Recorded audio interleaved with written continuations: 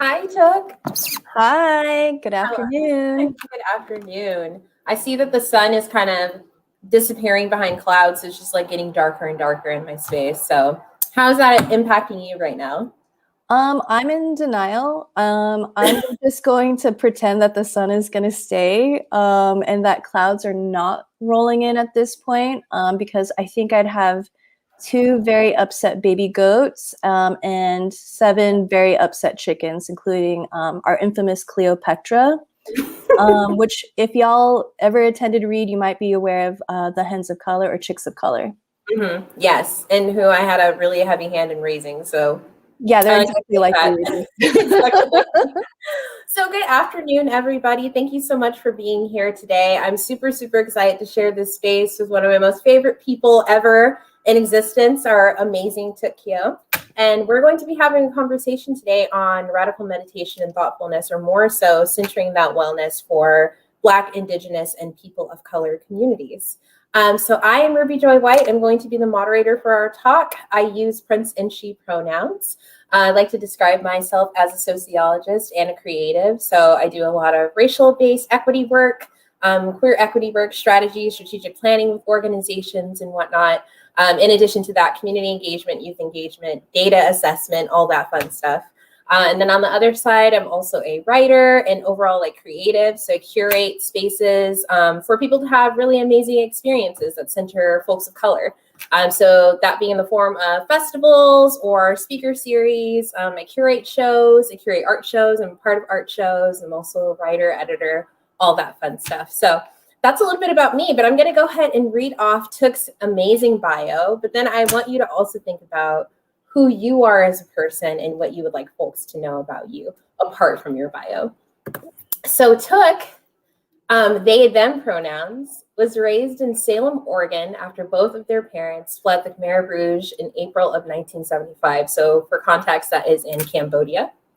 Through witnessing and experiencing the impacts of genocide, Touk has taken upon themselves to find mentors like Grace Lee Boggs to help them understand the world they see themselves thriving in by respiriting, rebuilding, and reimagining what that could look like.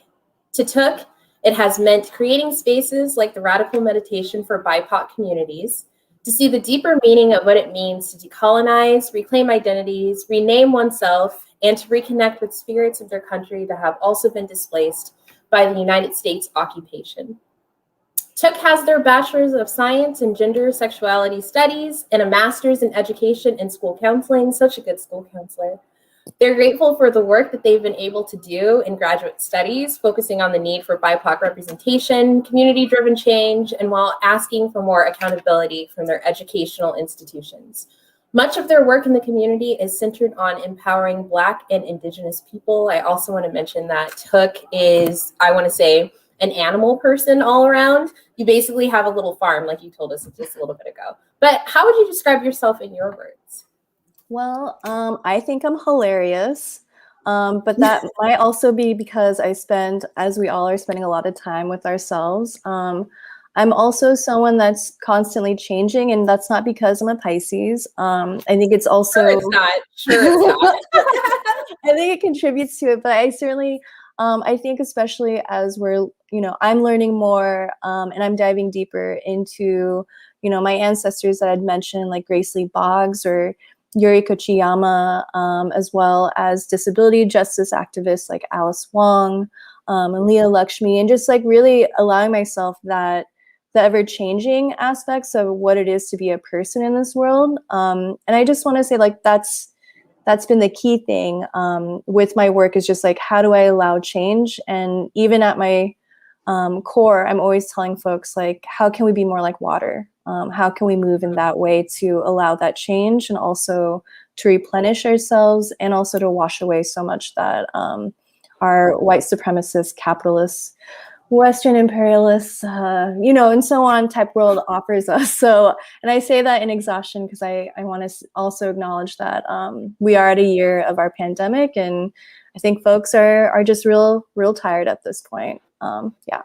Yeah, tired is an understatement for sure. So, It is. and then I think too, like just off of everything that you just said, gathering and being in community is really important for BIPOC communities. And we see this in Indigenous BIPOC communities around the globe, right? Like being in community, sharing space, acting as a collective is one thing. And so not having essentially those resources right now, or having to try to find alternative ways that are like more so in the digital sphere, can be pretty complicated, especially like as we're navigating this collective, you know, grief and exhaustion that's happening right now. And so with that being said, I think that meditation is a really, really great way for us to start to center ourselves, find where our bodies are right now in a somatic sense. And so as we mentioned in your bio, you organized radical meditation for BIPOC communities. So I would like to know where meditation came from for you. Yeah, I'll be honest. You know, at first it was something I had a lot of pushback against, because there was a discomfort in learning about the spiritual practices of my people, because in so many ways what I was brought up to believe was that to be Buddhist, to be Cambodian, or to be mixed Southeast Asian, to be queer, to be non-binary, like that wasn't acceptable. And so I initially pushed it away, and then I was working as a teacher's assistant for a school for students in lieu of expulsion, and I just remember feeling so activated every single day. And I was also so activated that I couldn't find meditation practitioners that reflected me, because even my partner and I, we went to, I'm just going to call it out, Shambhala Center, Insight, and it was just like, so many white people. And like even at one point, Ruby, like someone even tried to hit on my now wife, and I was just like, what is this? And not that I have any sort of claim, but there's certainly a discomfort when there isn't any sort of recognition of existence, and just the experience of racial melancholy and just overt erasure of, you know, my queerness. And so then I wanted to research it. Like my wife and I call it the Buddhist Temple Tour 2016, where we hopped in my really cool Prius. Bye. You know, it's cool. And just drove down the West Coast to meet with other practitioners, because, you know, inherently there were so many different routes of, there are different sects of, you know, Buddhism. So I wanted to learn more, and I wanted to know, like, was this an aspect within my identity development of like, does this more so have to do with the white supremacy culture, or is it where I'm seeking out because I'm also living in one of the whitest cities? And again, like that's more so a reflection of where I was at with my own identity development and understanding of the landscape of our world. And so we went on the tour, was met with a bunch of white bros that wore robes. And like the only time I came across other practitioners of color was when I went down to Long Beach, California, which has, oh, I'm gonna sneeze. I'm so sorry. I'm gonna mute. Oh. You don't need to apologize for sneezing, for doing something very human. Well, I'm glad that we were a part of that, and that was live. But really, like, you know, it was Long Beach, and Long Beach has like one of the largest populations of Khmer people or Cambodian people. And so I felt at home in so many different ways, and I was inspired to create the radical meditation for BIPOC folks, which, if it's okay, I'd love to share how it's changed in the 4 years of its existence. Is that cool? Absolutely not. I don't know why you think you could come to this talk to talk about the evolution of how. Wow. Should I share a photo of baby Jamila right now? Anyways. No, but really, I wanted to build the foundation of the meditation to like allow folks to know that I was there. I was doing this for free, and, you know, creating this event every 2 weeks. And initially it was just me, because I wanted folks to start to build trust in their engagement with me. And I wanted folks to know that like who I am and what my beliefs are were ever changing, because I know that I have my specific lens and my experiences. So how do I ensure I'm not only doing an ego check, but I'm also doing a check within what privileges and accesses I have. And so that was a huge part of it, of also trying to lay that out and build trust. And then the year after that, I was literally just contacting folks that I felt had an incredible practice, whether they were aware of it or not, to like facilitate, to talk about their experiences of, either building an altar or having access to who they are in their cultural identity, or whether it was the magic tied to their ethnicity or culture, and just really unpacking that. Because what I was learning from meeting, twice a month with people was that, one, folks are completely disassociated from their bodies. Taking a breath in their body is a very rare thing. And then that they didn't have any models of understanding who they are in this world. So I was very intentional in, asking who would facilitate, and asking and being mindful of who I was asking to facilitate, because there might be folks within my Asian community that have some deep anti-Blackness to work through. And we all do as non-Black folks. And also, I think we can do better by at least acknowledging that, hey, I'm trying to do better, and I'm also going to have a lot of repair work to do because of the contributions of colorism and anti-Blackness in our communities. So it was a big assessment, and it took a lot of relationship building. And I'm not going to lie, I was tired of, having only white queer friends. Sorry, white queer friends, but not really. But I wanted to build community, and like I was having this event so I could build that community and then build up other folks in their community. And it felt important to me because at our very first sitting, over 4 years ago, Ruby, people just broke down and cried because they had not sat in a room with other folks of color. And so that to me signified, I was like, there's a deep need. So that was the evolution. And now that I'm currently working at the Office of Community and Civic Life full-time. For the city. For the city. For Portland, because we have folks who are tuning in from all over. City of Portland, Oregon.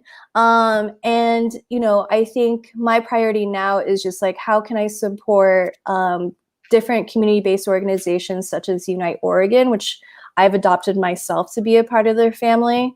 And also connecting with the Reed students as needed that I built relationships with, thanks to you, Ruby. And also just, and allowing myself space to kind of like rest and take care of my family. And as Ruby had mentioned, I like animals a lot. We have 13. That's a lot. That's a lot of animals. But 7 of them are chickens. That's still a lot of animals, considering that chickens are just like on their own for most of the time during the day, just doing their own thing. That's a lot of Exactly. So a couple of things that I want to touch on that you talked about. Before I do that also, I just want to go ahead and let folks know who are joining us today that please do throughout this entire talk, engage with us. You can go ahead and engage with us by utilizing the chat function. It doesn't matter like where you're streaming in on. You can go ahead and submit any comments, any questions, or anything like that throughout this entire conversation. And I'll be sure to carve out some time during any kind of pauses or space of pauses that we have to go ahead and tend to those things, because we want you all to be getting as much out of this as possible. So that's one thing. But now back to you, Touk. So you talked about a lot of different concepts that obviously I feel like this is just an hour-long conversation, so we're only going to be scraping the surface. So you all probably will leave feeling like this is insufficient to an extent. But there are a couple things that I want to have you more so either define or nuance for folks. And that is, one, what is meditation or the act of meditating? And two, what do you mean by identity development? What do we mean by identity development? Of course. And I'll just say, when I talk about meditation, I'm pretty anti institution or just any like religion, for full transparency. So I'm apologizing if I've offended any of you, but I have decided that for me, meditation, and collectively for the radical meditation, that we wanted to look at the roots, and also honor the truths of everyone's experiences. So meditation for me often talks about, how am I creating space for folks to actually either lie, sit, however feels comfortable for them, And also be in a session that allows for consent, because I feel like it's a very vulnerable act to be in a space with folks and they're asking you to close your eyes. And I will never tell folks you have to sit a specific way. One of my favorite teachers, one of many, is Thich Nhat Hanh, and he's just like, if you're in pain, you're not focusing on being in your body. You're not focused on meditation. You're focused on the pain that you're experiencing. And why do we have to have so many rules if we have so many rules at like when we're driving? I don't know why he compared it to driving, but I thought that was really special. I think that makes sense. Yeah. Right. And so my meditation is just like allowing the facilitator, whomever they are, to share in their truth. If it meant like spending time building an altar or creating ritual, or just even the practice of ritual, I think that's key, because I find that there are a lot of folks that are not in alignment, because we have folks are like, what about your emotional and your social and your physical, but what about your spiritual? You know, how are you actually creating balance? And my learning with my herbalism or Cambodian herbalism is just like, often they're trying to figure out how do we get all aspects of you in line. Like there's the energetic aspect of you, there's your spirit, and just really like looking at like, how do I come back? And a lot of folks also are walking around, you know, because of the conditions of this world and because of systemic oppression and racism, actually have never actually felt inside their bodies. So often my meditation includes doing a body scan, and I'll usually repeat the body scan so folks can hear it over and over again. And I'll make a point to say, there's no wrong or right way to do it. It's just more so practice, especially for us that are in the position of working full time. Like often, like there's some really activating meetings that we go to. So how am I actually doing a body scan or just a scan of my environment to ground myself? And then also my favorite practice, which I'm not certified to teach folks on this, but my therapist said I could share it with you all, which I always normalize therapy, everybody, is tapping. Yes. And tapping is key, is just like, you know, all right, like I'm starting with my left and going back and forth and just like reasserting like the messaging that I may have at that moment. And I feel like meditation brings all that together, and also, which I find very key within our anti-racist work, is the moment to pause, reflect, and also like really acknowledge like, where is this thought coming from? And then inquiring in it, like, is this like inquiring, what is the root of this like reaction I'm having? What is the root of this phrase that I'm saying that feels really gross and I can't believe I said it? And then also saying, I'm actually going to release this. And just having that practice over and over again has been key for my well-being. And I feel like my thing is like, how do I add to folks' ability to live in a world of pleasure and thriving versus like this oppressive, folks will say negative, but really it's just acknowledgement. So going beyond the acknowledgement and also doing the release work. And then you asked about identity development. Is that right, Ruby? Okay. Mm-hmm. And yeah. before you answer that though, can you tell folks what body scanning is? Oh yeah. Thank you, Ruby. So a body scan, often like how I'll facilitate it is I'll start with your crown. And I'll always ask folks like, hey, why don't you find a position that feels good for you? Do you feel comfortable closing your eyes? Because I think the aspect, and I'm learning a lot about unschooling and agency and consent right now, which that's another conversation.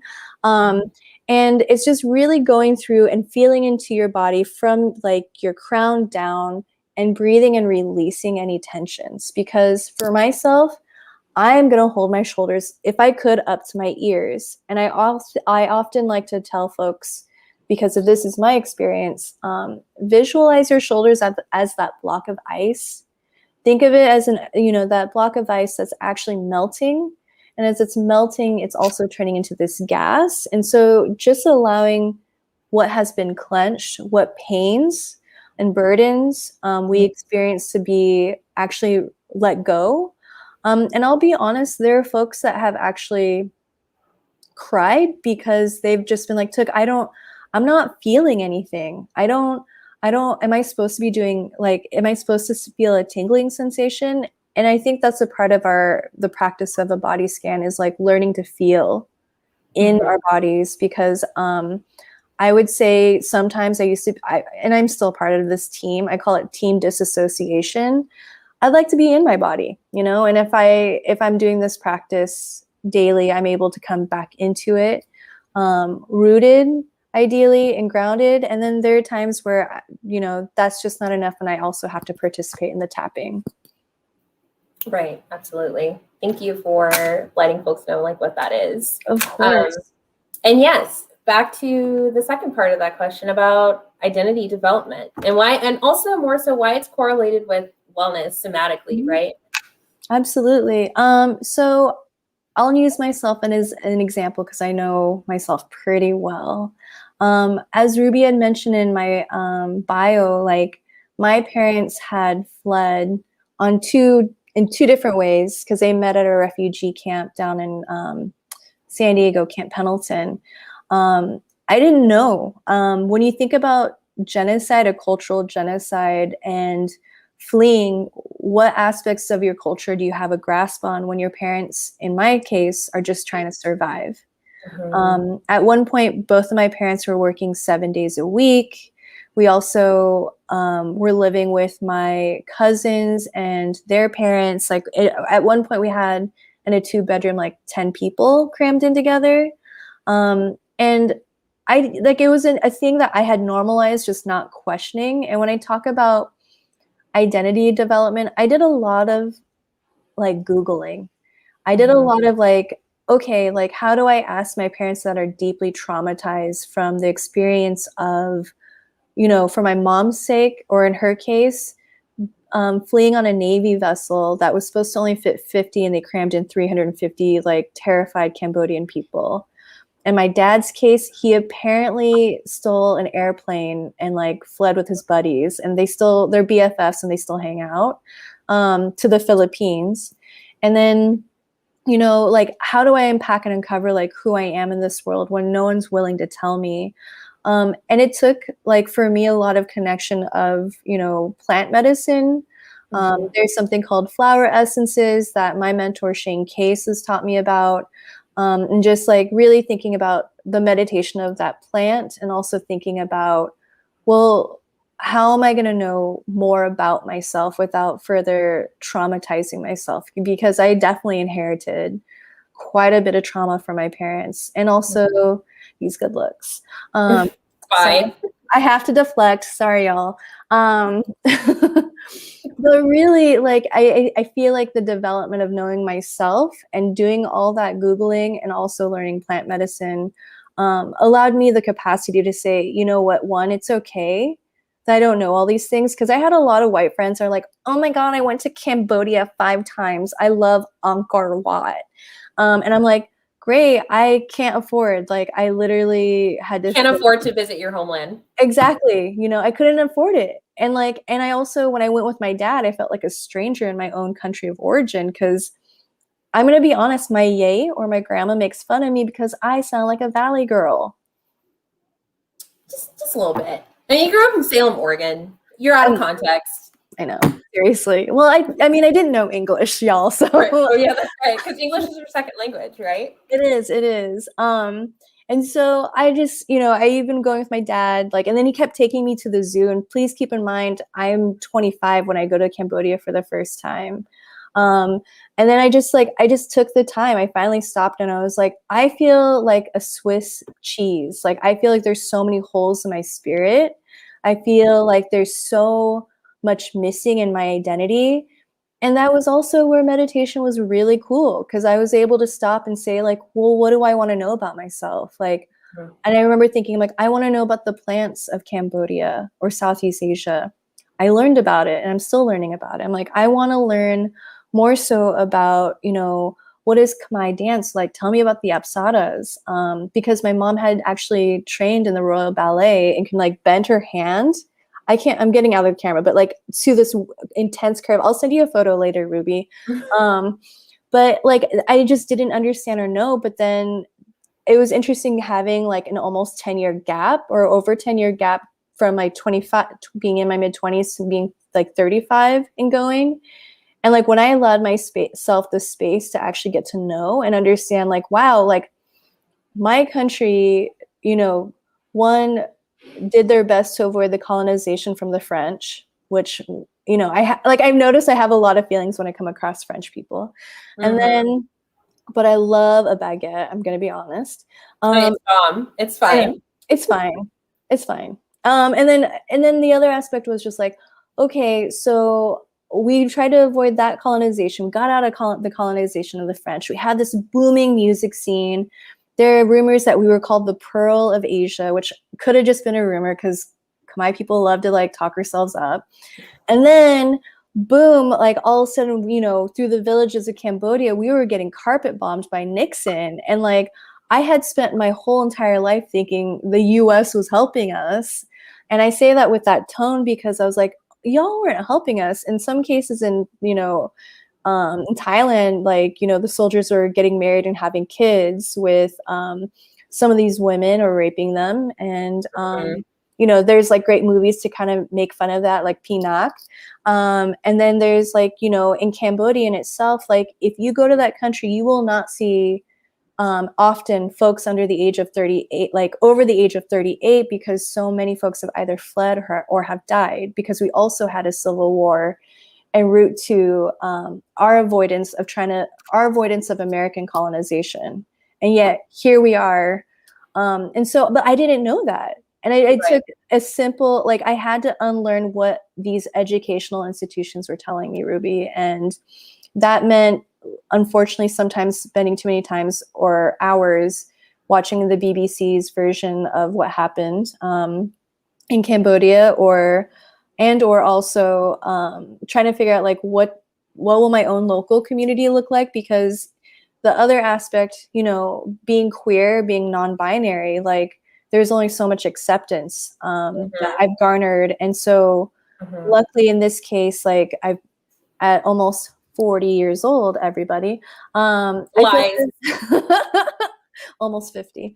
But really, I mean, I really honestly have had to do like a lot of personal work and just take time. And I'm really grateful to have a partner or a wife of color that understands like the need of the food to connect me, and also the need to take time for us to like in a reciprocal way, learn about each other's cultures, because there's such richness in that. And overlap too, because as my dad would say, he's like, China and India came together and made Cambodia, and that's why he loves my wife.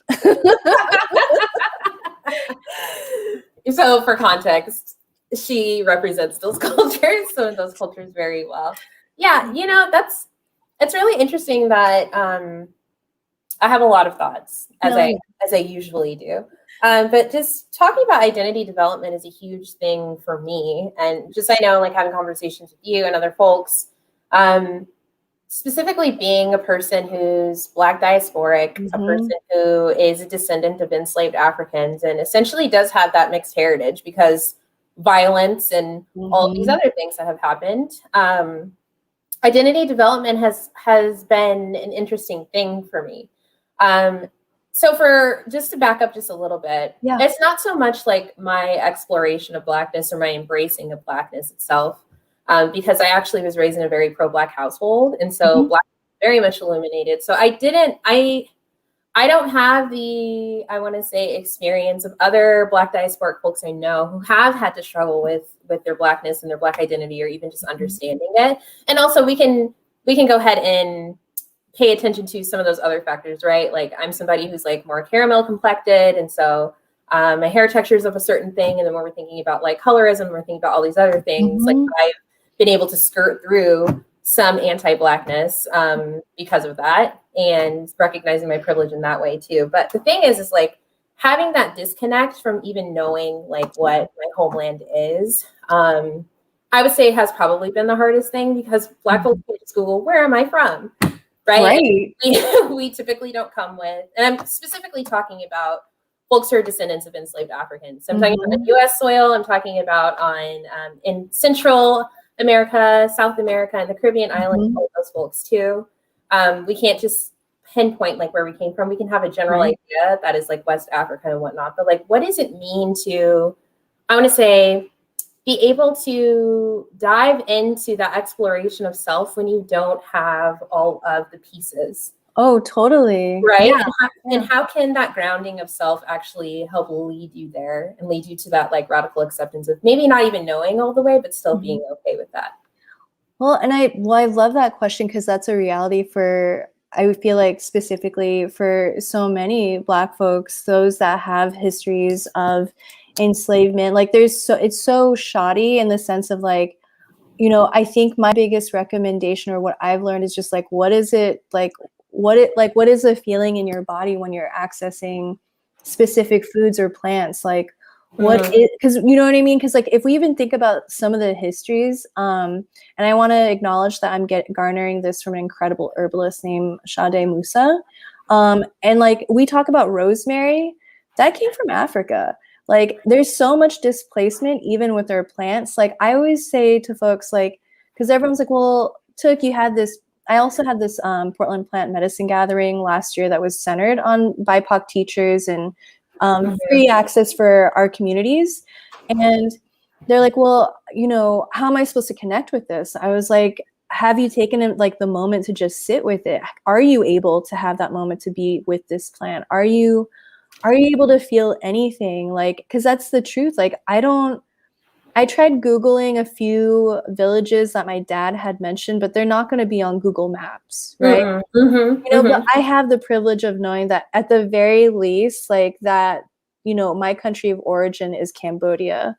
And also like with that privilege, I'm like, yeah, like, I mean, the connection comes into the time that we sit and asking and inquiring within ourselves when we're either meditating, or if we have that privilege and access to just be able to reflect on, well, what do I want to know? Like, and having those conversations with our parents, because I don't know about you, Ruby, but for my parents, I didn't feel like they started talking even an inkling about what they know or do like know now until in the last probably 3 or 4 years, when it felt like I was finally respected in their eyes. And that helped a bit, but also there's that complication when you have that intersection of queerness, that maybe some parents you don't have that relationship and you feel like you continue to not know. So I also want to acknowledge that. I think the practice of inquiry and connection is often a way to start, because I know that you and I have done a few rituals when it's come to, you know, rest in peace, Janelle, or also just the practice of, you know, the ritual of like, you know, making promises to yourself and to your partner. And it's always felt very natural and intuitive, because also, sorry, Ruby, you're like a very intuitive person. Maybe to a fault sometimes. I love it. It helps. That's taken me a lot to embrace, actually, because it feels scary. It feels really isolating. It is. Yeah. And I think that also goes along with like that identity development, because identity development for me is like everything, because you're not just talking about the communities that you represent, but you're talking about what your body represents, right? And how that Black or brown or whatever body navigates this world in a global aspect, and not having that embracing of or understanding of your identity can lead to years of turmoil, right? And years of pain and feeling misunderstood. And if we don't feel connected in that way with other people, it's harder to even feel connected within yourself.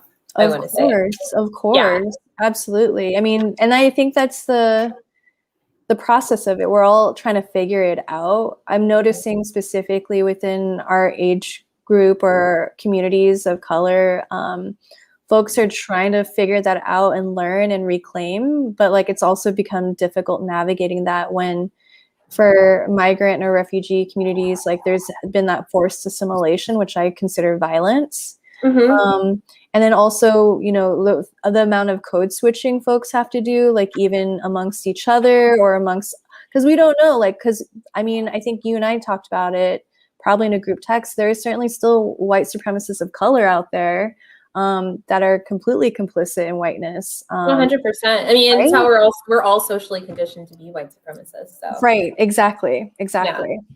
And so, like, if those folks of color are not doing their inner work, understanding those fragmented pieces and trying to make them whole, then it is very easy for us to stay within the confines of that defined reality that we didn't define for ourselves. Well, which right.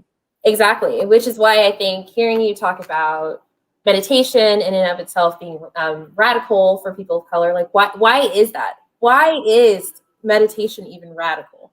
Well, it's radical in the sense because how much labor has been expected from our bodies, our intellect. Like we inherently are always doing diversity, equity, inclusion work because white folks need affirmation from us that they're not being racist. Well, they could literally Google something. And then the other aspect like is just like, wow, like how incredible would it be if our communities could, when I say our, I mean I'm Black, Indigenous, and people of color, those communities that are able to actually feel into their bodies and say like, I know what pleasure looks like, I know how to access this, and I know what boundaries feel like. Because I had found that folks, because of the traumas, because of what we've experienced and inherited, like we can sense like things to another level. We know when we're being watched. We know when someone's following us. And of course, we know when we're at Target, that white person's on top of us because they don't know what space is. We have this like sixth sense, but like, what if we were actually able to breathe into our bodies and actually focus on like the abundance of our communities? And of course, with a lot of this work, we do come across like there is like mental health that comes up. And so my biggest signifier is like how, for myself, what worked was how do I meditate and inquire on these things and learn to be in my body? And then also, how do I find mentorship? How do I be in community with folks that also, one, want to learn either about food sovereignty or also the sovereignty like of land and relationship with land? Because we often think of, and then when I say we, it's also an exploitive like white person perspective of like we see land as resources and we further exploit that. Hence our climate crisis we're currently in. And so there's that. And then also building in, if you have access and that privileged mental health support, because I would say there's certainly complex like PTSD in my existence. There's certainly anxiety and depression because I never know if there's going to be another white person targeting me or someone else. And so it's really like that in combination, and also just rethinking and reclaiming my food palette, which I think I told you this, Ruby, but like I only realized like a year ago I've been eating Vietnamese food most of my life, which I never put together until a year ago. And I was like, what is Khmer food? Oh my God.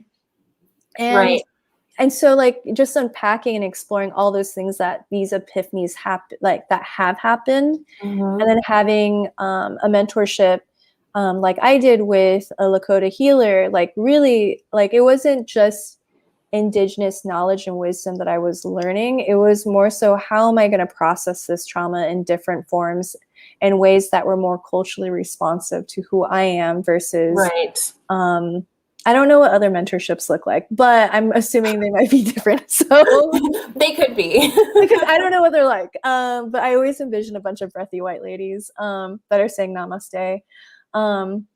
But with that, I think, you know, certainly looping it in with therapy has been really key for me, because I think I have a tendency to be a caregiver. I think because of my traumas and experience, I, you know, have a tendency to be very codependent. And I want to be in a place where, you know, I'm not empathically feeling everything everyone's feeling, but more so being, you know, interdependent with my communities. So, right. Absolutely. I want to take a pause really quick because I see one of our audience members has put a comment into our chat box. This is from Audrey Muller. Audrey says, unfortunately, some parents from other generations were taught not to talk about anything. We need to ask questions and see what happens from our partners. And I 100% agree with that. Touk, you had mentioned this before about, you know, maybe just the last 3 or 4 years, you being able to have such conversations with your parents. And you said you didn't know if it was the same for me. I think that like what I gauge from just the folks who I'm in community with, and my circle is mostly BIPOC, is that that's kind of a shared reality. Mm-hmm. And you know, there's so many factors into it, like especially from your context, like your parents were fleeing something and they were refugees and they had to come here, whereas like my ancestry is, it was forced migration over here, in a non-consensual way as well. And so like we have to pay attention to, you know, terms like epigenetics, where we're also receiving that generational trauma that's coming through, right? And how it's impacting our DNA, and our DNA is functioning differently because of those traumas. And so I feel like because of all of the collective trauma that communities of color have experienced historically, like this is just fact, the evidence is there, like these things still impact our bodies and whatnot. And so like our parents, and I want to say, you know, it's a different culture now. You're on here talking about being a champion of therapy. I'm also a champion of therapy, but like that, those aren't words or even a phrase that I would have heard my parents or my grandparents even say, right? And we are just taught not to talk about things. But what does it do for our bodies if we're not talking about these things, if we're not processing these things? What's been happening, and this is a question for you, what's been happening to our BIPOC communities because we're not processing and healing these traumas? And how has it been impacting our everyday lives? Ooh, right. We don't have time for all of it. Really easy question. No, I'm joking. Well, one, I want to just acknowledge what Audrey had mentioned. And you're right, Ruby. It's very real, and it is something passed down. And I've been lucky enough in the last 4 years to have some access. And with that, like, I'm just gonna say it. This shit manifests it will fester in our body. What we were past. Like I remember being, and I apologize for cussing, by the way. No, please don't. Okay. I'm used to being like school counselor, even though I've been working for the city for almost 2 years. I'm like, can I say that? You're still always going to be a school counselor. It's true. But really what I have learned is just like, I was having so many gut issues. Like I wasn't able to process food. It felt like every 6 months I was not only dehydrated, but there's something wrong with my gut that I had to go to the hospital a few times. And then I think about just the overall aches and pains in my body. My biggest thing is just like, how do I release all this? It's a lot to carry. Cause like, I feel like, yes, I'm a champion of therapy. And we talked about that, but like, how do I release it? Cause it's certainly sitting on my shoulders, because I'm sorry to my siblings, but y'all aren't in therapy. You need to do it. You're not watching this. I know this. It's recorded though, so they can find it. Maybe I'll send them the link. Right. Just drop it in the family chat. There you go.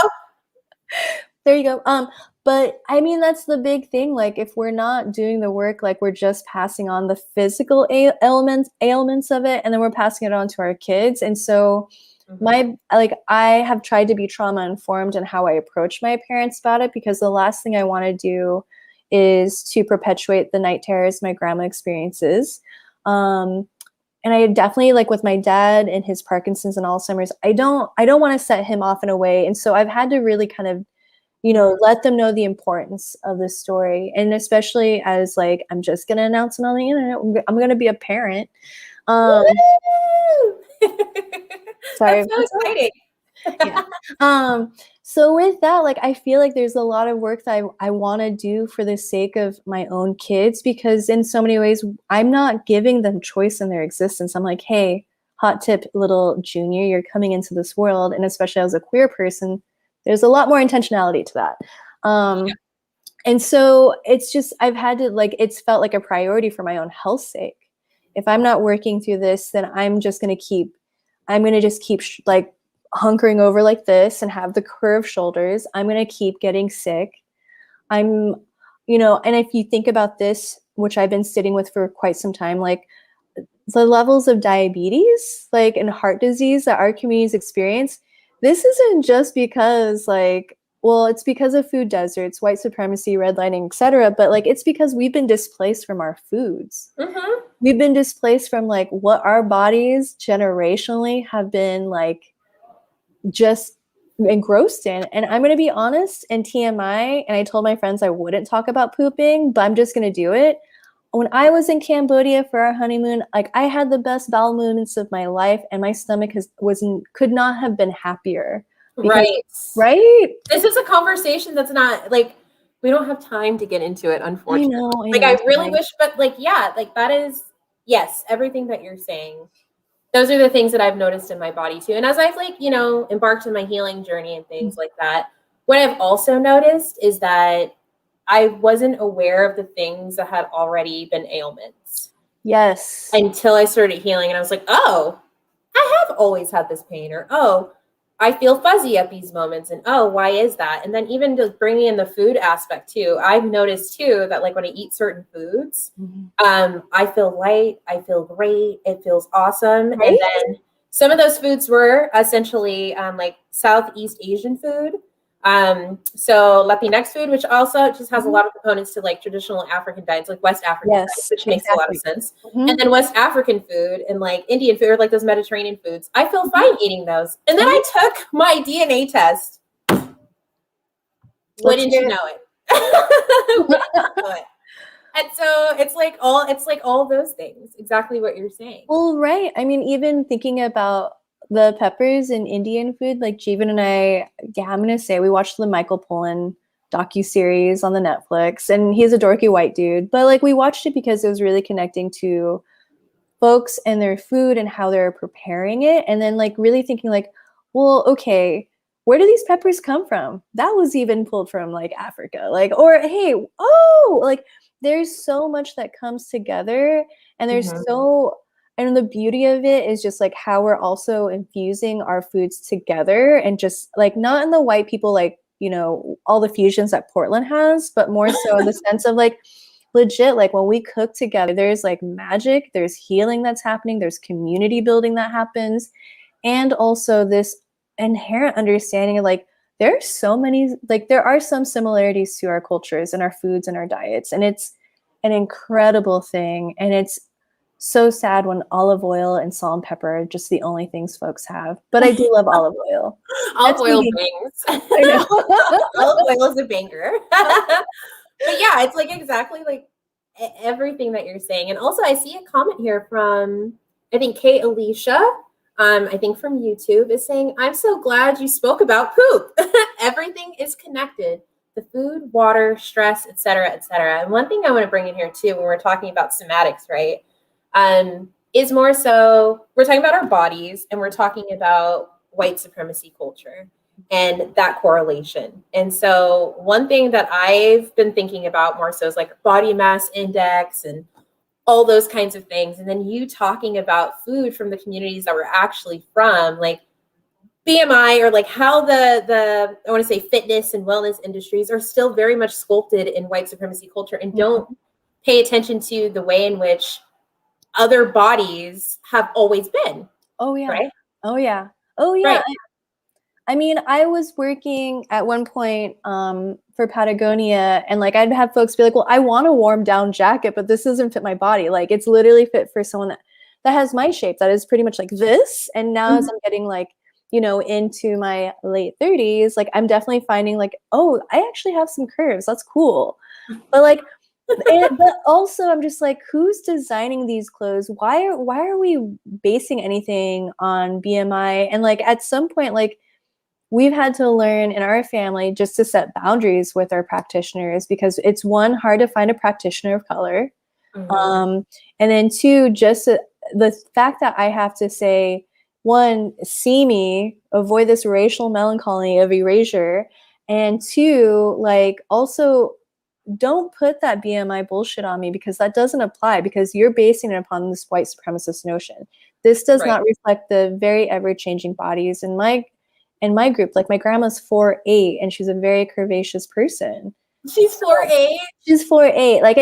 I can. I love that. And I'm only 5'4", so she fits like right here, so I could just kiss her like that. Like I love it. That's so cute. She's really cute. I would share a photo, but I don't think she'd be happy with me. Yeah, she wouldn't, because especially since you're dropping this link in the family chat later. But I want to circle back to, because I'm just checking time here. I see that we have about 11 minutes left. So thank you all so much for the folks who have been engaging. still continue to drop things into the chat, any questions that you might have for Touk, or any comments or anything that kind of just lands for you, essentially. So the question, I want to say like the last kind of conversation driver I have is, how can we start to heal by reclaiming our breaths and bodies? Whew. Well, gosh, y'all, when was the last time you actually felt into your body? When was actually like the last time? That's a little loud. That's a little loud. I'm sorry. Can you hear me, Ruby? I wanted to be louder. But really, it's just like, when was the last time that you just took a breath for the sake of yourself? Because I've been in like thousands of meetings at this point where people are like, and I'm like, hey, yo, chill. Like, let's take a deep breath together. Or like even some of my former students, which I miss them terribly, but like just really teaching them how to like be in and also breathing in a way that's like not, but that's also a reflection of our schools being another tool of white supremacy, right? Like, we're expecting productivity. We're like, we want you to be prepared for global like markets. Why not prepare them to actually, you know, be able to be okay? Why not actually like have a curriculum that looks at how they're going to thrive and have a reflected like historical cultural context? And so I think breath and body are key. I mean, it just goes back to the realization. I mean, I think I spent, 35 years of my life not knowing how to be in my body, but knowing I needed to be in it. Mm-hmm. And then learning that like I could go about, and for the most part practice interbeing, but sometimes white folks really like get my goat. Not my goat Felipe and Dulce, but just like really infuriate me. But really just like learning how to like just be and acknowledge, and also to exist in the anger that I do feel. Like, I do have to work that through, and that's going to be an ongoing thing. And also, you know, how am I also coming from a place of not a trauma response, but coming from a place of like, well, what would actually be something I can plan for in the future? Which Ruby knows, like, it wasn't up until I think I met you, Ruby, that like, and meditation was like going in 2 years strong. I was only getting paid like $10 to $12 an hour and working 4 jobs at a terrible bathhouse. And then also as a bartender, as a TA. And there was one more other thing I did that I can't remember. Oh, and of course, facilitated meditation. Right. So, let's not forget that part. And also, when you just said terrible bathhouse, I know you've seen Spirited Away. I'm thinking about same, but you know, when they have her working in that terrible bathhouse, is that what it felt like? It felt like that. I don't know how much gatekeeping I had to do at a job where I was like, it's, you know, trans non-binary night. And then there'd be a cis white man that's like, I'm trans. What does that mean again? Can I come? Because it's my birthday. And I'm like, all right, George, like, hop in your Mercedes and go. Don't call him George. Or like, just like, I mean, it was actually very interesting. I was able to channel a lot of my anger working at this bathhouse, which it wasn't a traditional bathhouse where there are glory holes and it's not steam like that, but in a different way of like healing and rest by white people. Mm-hmm. Which are often like co-opted things, right? All co-opted things. Like, if I always laugh when I go to a yoga studio and they have, oh my gosh, I'm forgetting the name of it. It's like an accordion with like the little things, and like white people are like, no, this comes from India, but like Indian folks are like, oh no, actually, like, we co-opted it back from you guys when you colonized us. Remember partition? Oh my God. Anyways, I know, I'm sorry, y'all. I went on a non sequitur about something and I don't even know what happened. No. I mean, we're just talking about like co-opting, right? Too. I think that also, like, we have to center that type of conversation.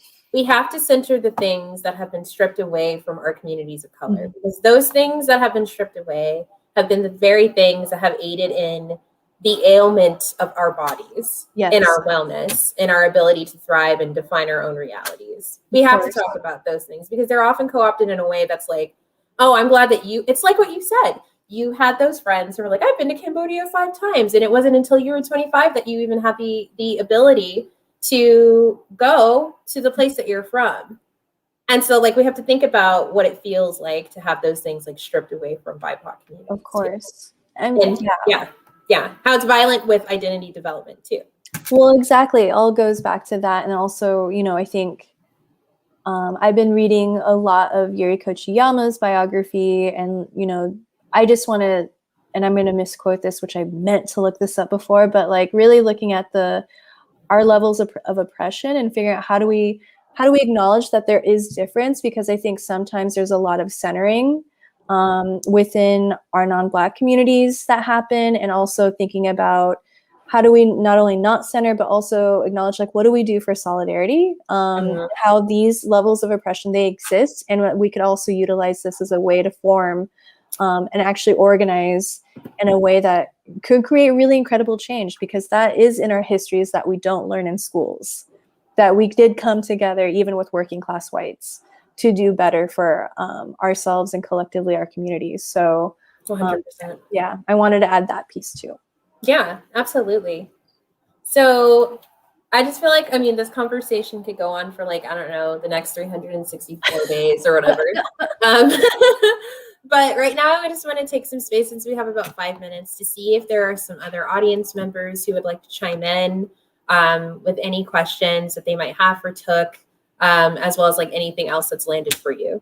And so as we're wrapping up, Touk, I would like to know, where can folks find your information or find you, essentially? How can folks work with you?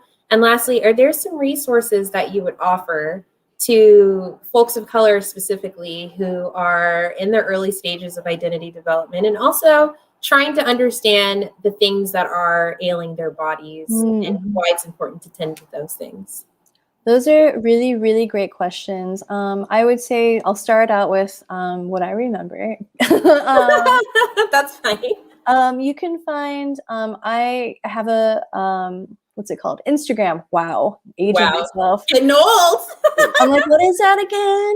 Not that there's anything wrong with that, though. No, I love coming into my non-binary eldership. I have the Instagram, it's Rad Meditation for BIPOC.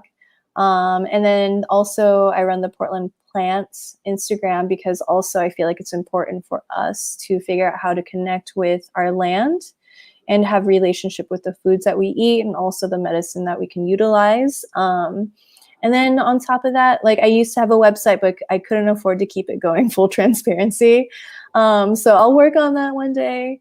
You just need like a Gen Z assistant. That's all you need.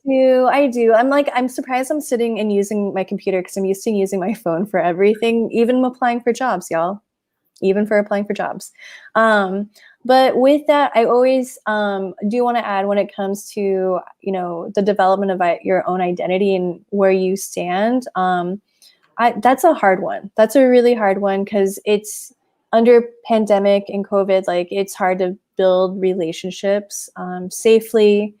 And so it's like, for myself, like, I've had some involvement with Asians for Black Lives. I had some hopes of figuring out if there was an additional, Southeast Asian groups, but there are some others that are mobilizing specifically with ICE detention and deportations. But it's hard to say with that, because I think also it takes a lot of reflection on, like, well, what is it that you're hoping to develop in your identity? And what is it that you're trying to place within yourself? So was there another question? I thought there was one more. No, I'm pretty sure that was it. Okay.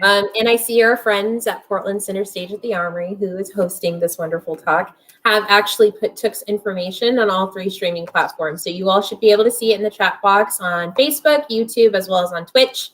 And then also we did receive one last comment from Heart Healthcare for Artists. And they say, I am over here nodding my head, eye rolling, and feeling so much solidarity with the similarities of our experiences, but also so grateful to be hearing the specifics of your story and process. That's wonderful. I believe that's Monse. It is. Yeah. I was like, we got a fan. So yeah, no, that's, yeah. And everything you're saying, like, I also feel like what could be beneficial for folks, just my own little tidbit, is like, first of all, you all should talk to Touk, so reach out to them on Instagram. And then also, kind of like what you were saying with that last resource, is just finding those communities that align with where you're going. And then attending more events like this, having these conversations out loud and not feeling inhibited by them, but should be feeling empowered by them, even if they do feel scary, because there's a lot of power here. And there's also a lot of just, I want to say, collective action and people who can hold you. This is like a container, a container for this work. So we have about a minute left. Touk, is there anything else you would like to share, or other folks who are joining us right now? Feel free to go ahead and dump it into the chat box. Anything else I'd like to share? I would say one big project I'm getting ready to work on, I'm just putting a spotlight on, is our disability engagement and equity project through the city of Portland. That I'm hoping to hype up, because it is important for us to be informed on what are the needs and how we've been actually silencing our disabilities communities. So that, and then also, if you're going to hop onto my Instagram account, like, know that I do integrate a lot of humor and a lot of baby goats, and I interview a lot of my animals, because we all need a laugh right now, because it's been a lot. Yes. But no, I definitely answer DMs unless you're trying to get me to be a brand ambassador. And I'm like, no, thank you. I want to see you as a brand ambassador. What does that even mean? You get paid to like influence others to utilize like a certain service or product or something like that. I think I'm just gonna say no to that. Yeah. It's feeding into capitalism. But, yeah, I don't need to do that. But also no shade, because no, especially for folks of color, we've had to navigate capitalism. You got exactly. You have to survive. One more thing before we end is that Charlie Prather, sorry if I got your last name wrong, says, thank you for your words on identity building today, Touk. I appreciate you giving us your time and wisdom. Thanks, Charlie. Thanks for being here, as well as everybody else. This is the last of our wellness series with Portland Center Stage at the Armory. So we appreciate you all. Carry on with your wonderful Saturday afternoon and engage with our content later on. Thanks so much, everyone. Have a great day. Take care.